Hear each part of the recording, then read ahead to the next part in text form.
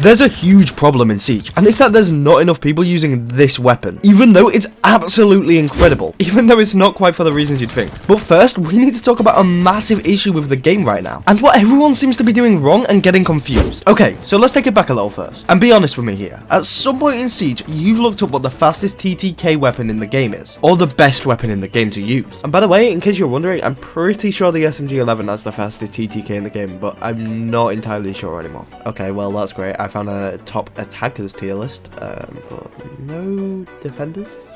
Okay, but don't worry, because at some point or another we've all been there. But at this point, you've already gone wrong. So pretty much everyone in Siege has gone wrong at this point. But why?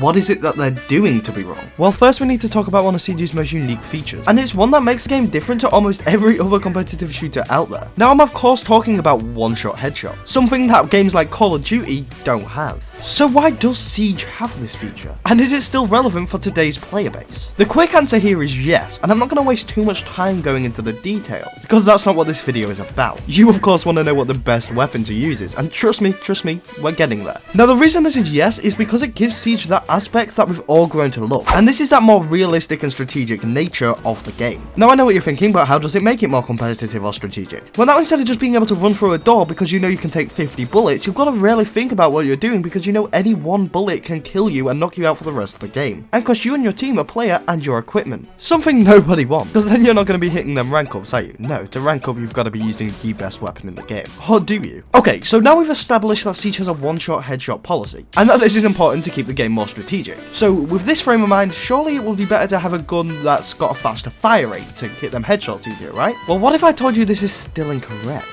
Now I'm confused at this point too. Where am I going with this? And I have my notes in front of me, so I don't know how you're following. Nah, but seriously, stick with me, okay? I promise we're getting somewhere with it. Alright, so if I'm saying that the fastest fire rate isn't the best, then surely the most damage is, right? Still wrong. Let me ask you a question real quick. What is Siege all about? Well, Siege as a whole is about being able to outmaneuver and outsmart your opponent in almost every situation. And not only this, you've got to be able to work as a team. So what if I told you I'm not talking about just one weapon, but multiple weapons? Surely these weapons have to be able to work well together. And that's why what I'm saying is that the best weapon in Siege isn't the fastest time to kill, isn't the fastest fire rate, isn't the most damage, isn't the one that's easiest to kill someone with. It's every weapon. Now I know what you're thinking, oh my god, this is so clickbait. But trust me, this isn't. I'm trying to get across to you guys such an important point right now, and this will improve your gameplay when you understand this. In Siege, every single weapon depends on every single scenario, and your personal preference. Now let me explain to you what I mean real quick by using an example. If I'm playing Smoking Bunker on Oregon, I'm going to want a shotgun because I'm playing up close. But if I'm playing 90 on Villa, then I'm probably going to want someone with a more longer ranged weapon or an SMG. And this is why your weapon choices have to be based off what you're playing as a team, what strategy you're using, and what you think will be best for you in that situation. Like if you've been given the roaming role for your team in that game, and you can check out how to play this role properly in this video in the comments below, and you have awful recoil control as Ela, you're not going to want to go Ela, are you? You'll probably go Vigil or someone, because you think that you're better as him and with that gun. Now I get that some of you are probably annoyed that this is the answer I've given because you've clicked on this video because you want a gun to get easy kills, but that's just not how Siege works. Siege isn't dependent on what gun you're using. I mean, sure, some are better than others. Like obviously in a one-on-one gunfight down a corridor, Twitch's F2 will probably kill someone compared to, I don't know, like the P90. But in total, it's very rare that you'll be in them situations in the game itself. You're more likely to be going for a flank or hiding behind a shield or pushing with your team. And that's why I've given the answer I've given. So hopefully you've taken something away from this video, and that's how to play Siege properly and use guns in these different scenarios.